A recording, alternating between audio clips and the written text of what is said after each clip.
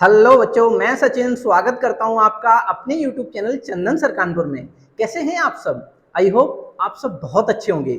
जैसा कि आप सब जानते हो, मैथमेटिक्स में एक बहुत ही प्यारा टॉपिक चल रहा है। The name of the topic is statistics. और स्टैटिस्टिक्स में भी हम बहुत ही जबरदस्त चीज़ों को कवर कर रहे हैं। जैसे आप सब जानते हैं, इससे पहले ऑलरेडी आपके 2 लेक्चर कंप्लीट हो चुके हैं जिसमें हमने मीन्स को कवर किया। ठीक है, मीन्स जिसे हम हिंदी में माध्य कहते हैं।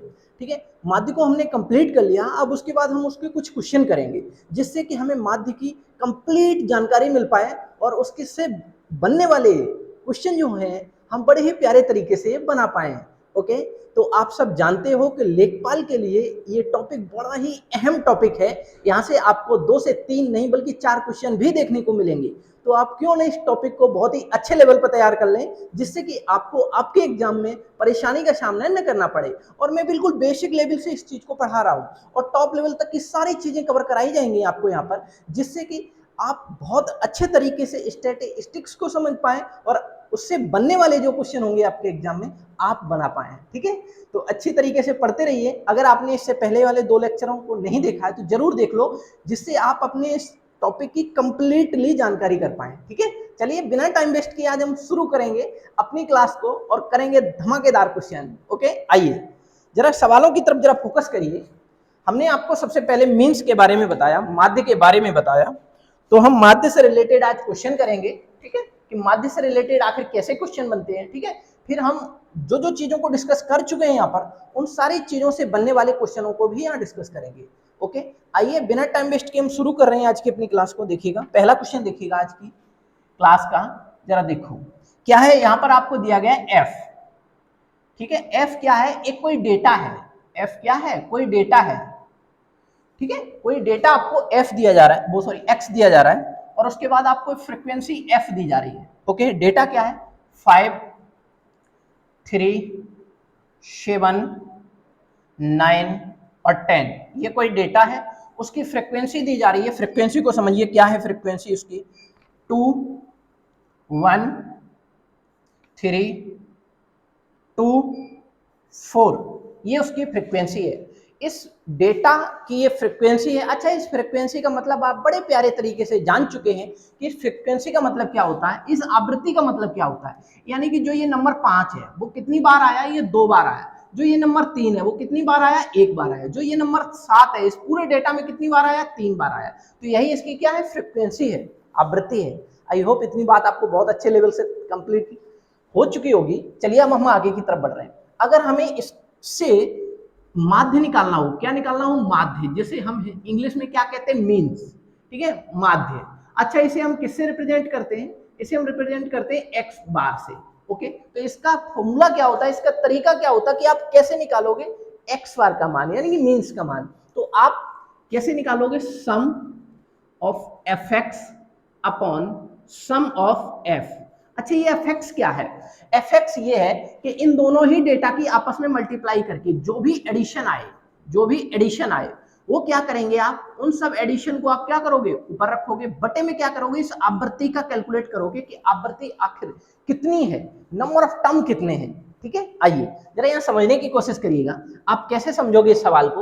अब जरा यहाँ आप एफ एक्स निकालो। तो एफ एक्स निकालने के लिए आपको क्या करना पड़ेगा? 5 into 2 10, 3 into 1 3, 7 into 3 21, 9 into 2 18, 10 into 4 40।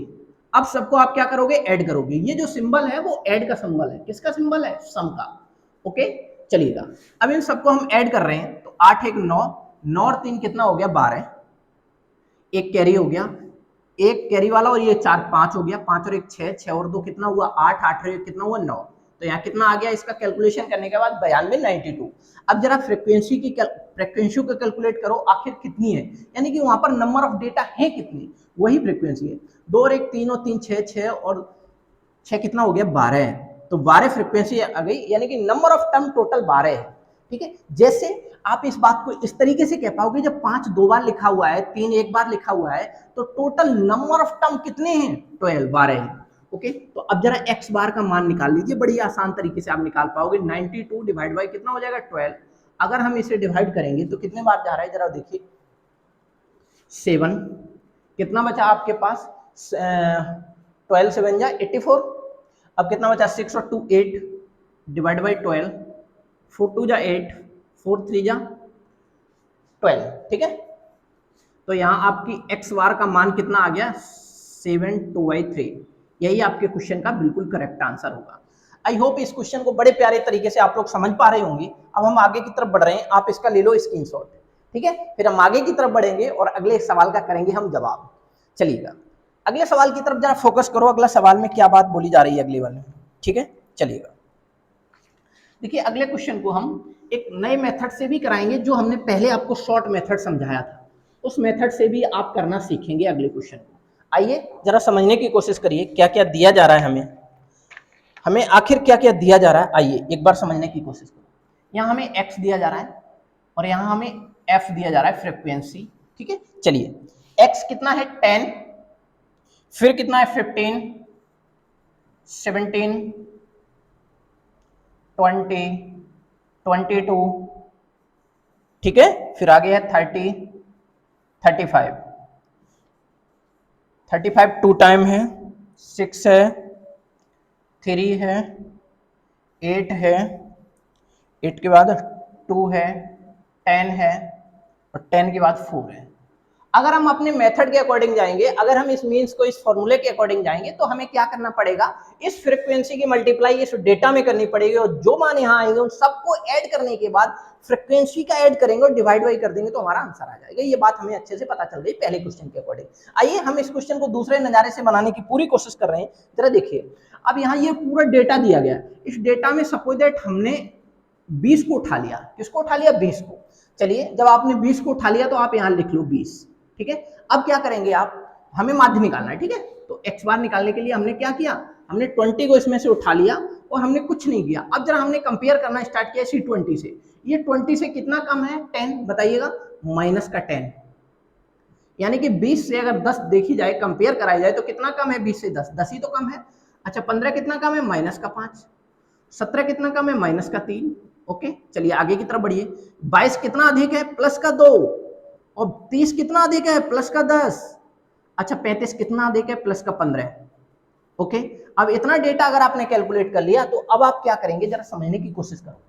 अब आप यहां पर एक प्लस का सिंबल लगाएंगे और इस तरीके का एक ब्रैकेट बनाएंगे और इस ब्रैकेट में क्या लिखेंगे, आइए गौर फरमाइए।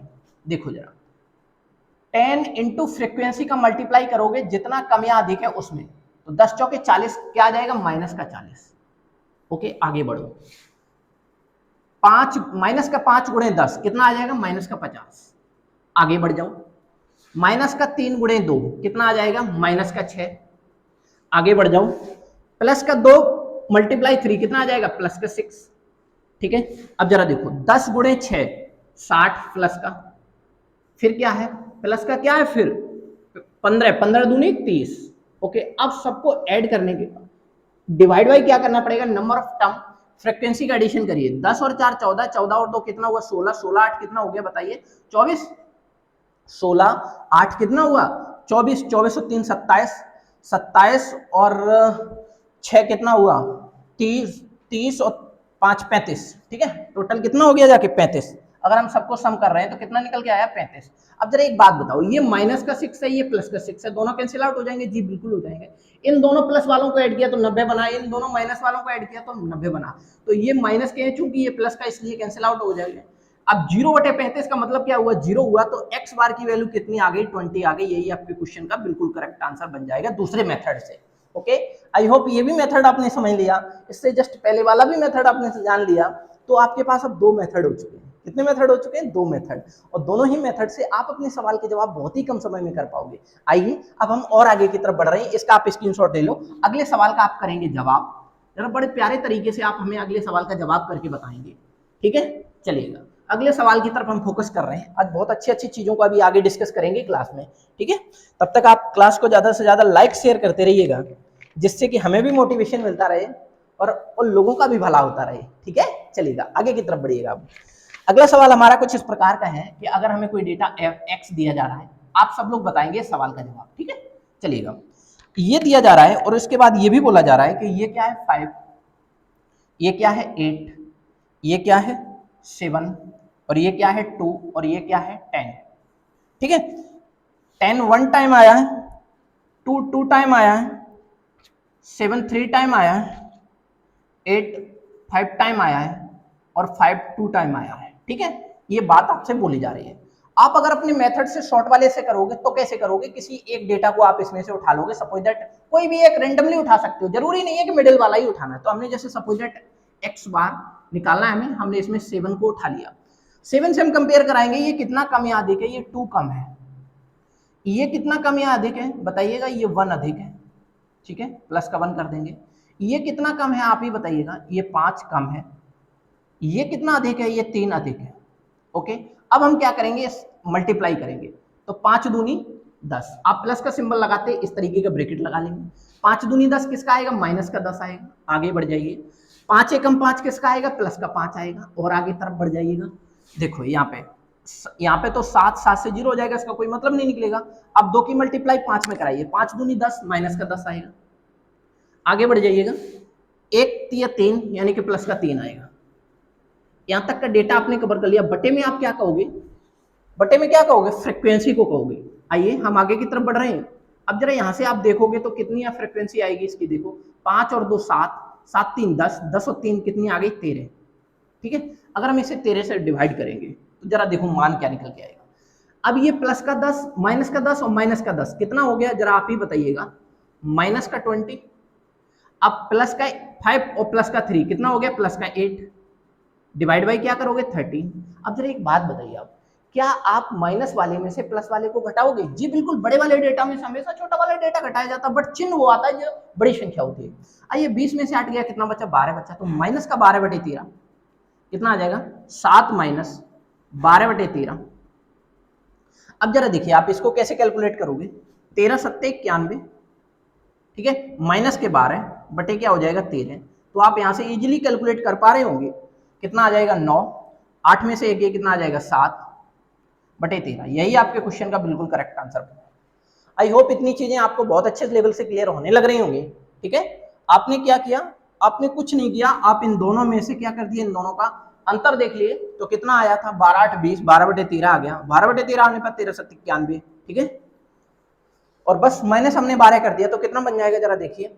अगर हम 12 घटा रहे हैं तो 11 11 में से 2 गए, कितना बचा 9, और यहाँ कितना बचा 8 8 में से 1 गया, कितना 7 बटे कितना हो जाएगा 13। यही आपके क्वेश्चन का बिल्कुल करेक्ट आंसर हो जाएगा। और आप उस मेथड से भी कर सकते हो, 5 दूनी 10, 8 पंजे 40, 7 3 21, 3 दूनी 2 दूनी 4 और 10 एकम 10, सबको ऐड करने के बाद डिवाइड बाई 13 कर देना, तब भी आपके जवाब आ जाएगा आपके क्वेश्चन का। ओके, तो आपको जो अच्छा लगे उससे करिएगा आप लोग। ठीक है, आपके सामने दोनों ही मेथड हमने रख दिए हैं, जिससे आपकी चीजें बहुत अच्छी तरीके से क्लियर होने लग जाए। चलिए और आगे की तरफ बढ़िएगा आप लोग, अगले सवाल का आप करेंगे जवाब। यहां तक कि सारी चीजें आई होप बहुत अच्छे लेवल से क्लियर होने लग रही होंगी। चलिए आगे की तरफ हम बढ़ रहे हैं, अगले सवाल को देखिएगा। अगला सवाल आखिर किस प्रकार का है। अब अगला सवाल जो आ गया आपका क्लास इंटरवल का आ गया। कैसा आ गया, क्लास इंटरवल। ठीक है, आपको यहां दे दिया गया है क्लास इंटरवल, क्लास इंटरवल यानी कि वर्ग अंतराल। क्या दे दिया, वर्ग अंतराल, वर्ग अंतराल दे दिया है। और क्या दे दिया है, अब जरा देखिएगा, वर्ग अंतराल देने के बाद फिर इन्होंने क्या दे दिया आपको, इन्होंने फिर दे दिया f का मान। किसका मान दे दिया, f का मान। ठीक है, अब जरा एक बात बताइएगा, क्या क्या डेटा है इसका, जरा आइए मेरे साथ समझने की कोशिश करिएगा।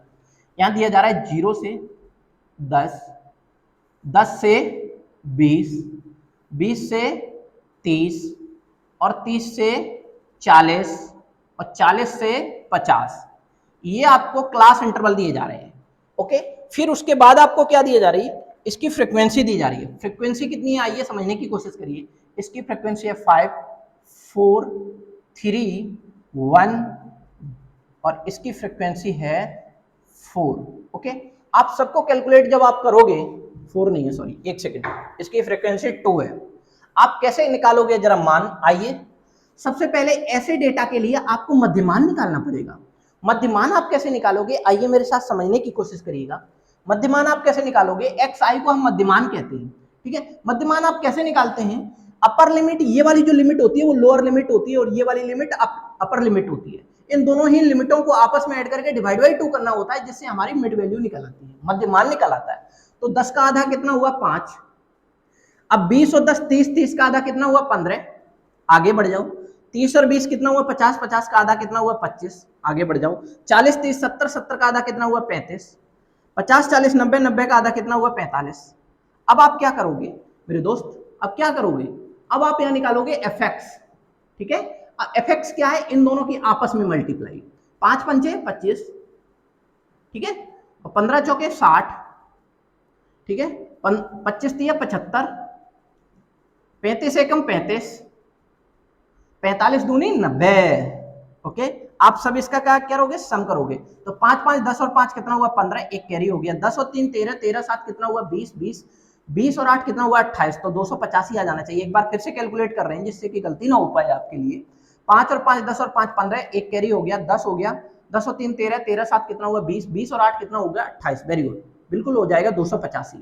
अब आप फ्रीक्वेंसी को ऐड करोगे, फ्रीक्वेंसी कितनी है जरा देखो, 5 और 4 9 3 12, 12 और 1 13, 13 और 2 कितना हुआ 13, 2 कितना हुआ 15। तो अब आपको क्या निकालना पड़ेगा, ये एफ एक्स अपॉन एफ निकालना पड़ेगा। तो आप एक्स बार निकालने के लिए क्या करोगे, 285 डिवाइड बाई क्या करोगे, 285 डिवाइड बाई 15। अब जरा देखो 15 एकम 15, अब आपके पास यहाँ कितना बचा बताइएगा, 15 एकम 15, अगर हम यहाँ से देख रहे हैं तो 13 बच गया, 13 बच गया। अब जरा देखिए 15 निम्मा 135, कितना आ गया 15 निम्मा 135, तो एक्स बार का मान कितना आ गया 19। जरा देख लीजिए एक बार फिर से, 15 एकम 15 तो कितना बचा 13, 15 निम्मा 135, यही आपके सवाल का बिल्कुल जवाब हो जाएगा, ठीक है। आई होप ये क्वेश्चन भी आपको बहुत अच्छे तरीके से समझ में आने लग रहा होगा कि अगर वर्ग अंतराल दिया जाता है तो सवाल का जवाब कैसे करेंगे आप, ठीक है। आई होप इतनी चीजें आपको बड़ी बारीकी से क्लियर होने लग रही होंगी। आप इसका ले लो स्क्रीनशॉट, बहुत ही प्यारे कंटेंट चल रहे हैं, आप इन कंटेंटों को यूटिलाइज करिएगा और समझने की पूरी कोशिश करिएगा, जिससे कि आप अपने एग्जाम में अपने क्वेश्चनों को क्विकली बना पाएं, ठीक है, पलक झपकते बना पाएं। चलिए एक और सवाल हम कुछ इस प्रकार का ही दे रहे हैं, जिससे आप और अच्छे तरीके से आप इस डेटा को क्लियर कर पाए, ठीक है। अच्छा एक बात बताइए, क्या हम इसको भी उसी मेथड से निकाल सकते हैं? जी हाँ, बिल्कुल निकाल सकते हो उस मेथड से। कैसे, आइए हम एक बार उस मेथड से दूसरे वाली मेथड से भी आपको समझा दे रहे हैं, ठीक है। आप दोनों ही मेथड समझते हुए चलिएगा, जिससे कि आपको किसी भी प्रकार की कोई दिक्कत न क्रिएट हो पाए, हम ये चाहते हैं, ठीक है। आइए मेरे दोस्त, आप समझने की कोशिश करिएगा, ठीक है। आप क्या करेंगे देखिएगा, आप क्या करिएगा, आप यहां से किसी एक डेटा को उठाइएगा, किसी एक डेटा को जब आप उठाएंगे तो मान लीजिए सपोज दैट एक्स आई कुछ भी उठा लो, हमने मान लो 35 उठा लिया, 45 उठा लिया, जो भी उठाना होगा आप उठा लीजिएगा, ठीक है। हमने मान लो सपोज दैट ये 25 25 उठा लिया, क्या उठा लिया हमने 25, ओके, हमने 25 को उठा लिया। अब हम क्या कर रहे हैं, कंपेयर कराना स्टार्ट कर रहे हैं। 25 में से ये कितना कम है, ये 20 कम है, ये कितना कम है माइनस का 10 कम है, ये कितना कम है माइनस का प्लस का 10 अधिक है, ये कितना अधिक है प्लस का 20 अधिक है। बस इनकी कैलकुलेशन हम कराएंगे, 20 पंजे 100, तो क्या आ जाएगा माइनस का 100, ठीक है। अब देखो 10 चौके 40, क्या आ जाएगा माइनस का 40, ठीक है। आगे बढ़ जाओ, यहाँ जीरो रहेगा, कोई फर्क नहीं पड़ेगा, 10 एकम 10 प्लस का 10 हो गया। आगे बढ़ जाओ, अब यहाँ कितना हो जाएगा 20 दूनी 40 प्लस का 40 हो जाएगा, ठीक है। अब जरा बताइएगा, अब हम आगे की तरफ बढ़ रहे हैं और एक चीज समझने की कोशिश कर रहे हैं, क्या फ्रिक्वेंसी कितनी है 15, तो हम बटे में 15 कर रहे हैं, ठीक है। अब हम यहाँ से देख पा रहे हैं 40 से ये 40 कैंसिल आउट हो गया। अगर हम यहाँ से घटा रहे हैं तो कितना बच जाएगा, यहाँ से देखिएगा आप लोग, अगर यहाँ से आप लोग देखोगे तो यहाँ से हमें देखने को मिल रहा है कि अगर हम यहाँ से कैलकुलेट कर रहे हैं तो ये कितना है, ये कितना है 100, और 100 में से 10 गया तो कितना बचेगा 90, और 15 छक्के कितना हो जाएगा 90 हो जाएगा। देखो आप यहाँ हमें क्या करना पड़ेगा, यहाँ प्लस का सिंबल अभी लगाया हमने, एक्स बार हमें निकालना है। अब हमें आगे मिल रहा है 25, माइनस का कितना मिल रहा है देखो 90, और 15 से काटोगे तो 15 छक्के 90, माइनस का 6 मिल रहा है, तो x की वैल्यू हमारे सामने कितनी आ गई 19 आ गई। यही आपके क्वेश्चन का बिल्कुल करेक्ट जवाब होगा। दूसरे मेथड से आपने अपने क्वेश्चन को जान लिया, पहले वाले मेथड से भी आपने अपने क्वेश्चन को जाना, दूसरे वाले मेथड से भी आपने अपने क्वेश्चन को जाना। आइए अब हम अगले सवाल की तरफ चलते हैं, इसी टाइप का एक और सवाल कराते हैं जिससे आपकी कंफ्यूजन बिल्कुल अलग हो जाए, दूर हो जाए। आइए अगले सवाल की तरफ जरा फोकस करिएगा, आप इसका स्क्रीनशॉट ले लो इस वाले मेथड का, ठीक है। चलिए फिर हम आगे की तरफ बढ़ेंगे, बढ़िया तरीके से सवालों का डिस्कशन करेंगे, ठीक है। चलिए देखो सवालों को देखिएगा बड़े प्यारे तरीके से और बहुत ही प्यारे नज़ारे से। आइए हम लोग फोकस करेंगे अगले सवाल की तरफ। देखो सवाल आपका कुछ इस प्रकार का है, 0 to 10, 10 to 20, 20 to 30, 30 to 40, 40 to 50, 50 to 60। ठीक है, ये आपको डेटा दिया जा रहा है और इस डेटा में आपको एफ भी दिया जा रहा है। एफ कितना दिया जा रहा है आइए समझने की कोशिश करिएगा। एफ दिया जा रहा है आपको 5, 15, 25, 35, 45 और 55, ये आपको डेटा दिया जा रहा है। ठीक है, अब जरा आप एक बात बताइए, अगर हम डायरेक्ट शॉर्ट मेथड से कर रहे हैं तो तब भी हमें xi का मान निकालना पड़ेगा, मध्यमान निकालना पड़ेगा। और मध्यमान आप कैसे निकालोगे, upper limit and lower limit का एडिशन करके डिवाइड बाई 2 करना है। तो यानी कि यहाँ कितनी आ जाएगी मिड वैल्यू, मध्यमान कितना आएगा 5, 20 और 10 30, 30 का आधा कितना आएगा यहाँ 15 आ जाएगा। अच्छा 30 और 20 कितना हुआ 50, 50 का आधा कितना हुआ 25। ओके 40 और 30 70, 70 का आधा कितना हुआ 35। आगे बढ़ जाओ 40 और 50 90, 90 का आधा कितना हुआ 45। ठीक है 60 और 50 कितना हुआ 110 का आधा 55। आई होप इतनी चीजें आपको बड़ी बारीकी से क्लियर होने लग रही होंगी। ठीक है, अगर हम इस डेटा को चेक कर रहे हैं अपने दूसरे मेथड से कर रहे हैं, जैसे हमने दूसरे मेथड से आपको बताया एक्स बार का मान हमें निकालना है, तो इसके लिए कोई एक वैल्यू इसमें से फ्रीक्वेंसी वाले में से आपको उठानी होती है। हमने कोई भी एक वैल्यू उठा ली, जैसे सपोज दैट हमने 25 को ही उठा लिया। ठीक है, अच्छा एक बात बताइए, जब आपने 25 को उठाया तो आप 25 को कहाँ लिखोगे, आप यहाँ लिखोगे 25 को, फिर आप इस तरीके का प्लस का एक सिंबल लगाओगे और ये एक ब्रैकेट लगा लोगे। ठीक है, आइए अब हम ये देखेंगे ये 25 से ये 5 पहले वाले की कंपेयर कराएंगे, ये कितना कम या अधिक है। तो हम देख पा रहे हैं ये माइनस का 20 यानी कि 20 कम है। 15 कितना कम है 10 कम है। अच्छा 35 कितना अधिक है, प्लस का 10 अधिक है। 45 कितना अधिक है जरा बताइएगा, प्लस का 20 अधिक है। अच्छा 55 कितना अधिक है, प्लस का 30 अधिक है। अगर हम कैलकुलेट करेंगे तो जरा आइए फोकस करिए, अब क्या करोगे आप 20 पंजे 100 यानी कि जितना कम या अधिक है उसका मान मिड वैल्यू में मल्टीप्लाई करके आप आगे लिखोगे। तो देखो 20 पंजे 100 माइनस का 100, आ जाइए आगे की तरफ, 15 एक धैया 150 माइनस का 150, आगे बढ़ जाओ या तो जीरो आएगा। 35 धैया 350 प्लस का 350, आगे बढ़ जाओ। ठीक है, आगे जब हम बढ़ रहे हैं तो आगे हमें क्या मान मिल रहा है जरा बताइएगा।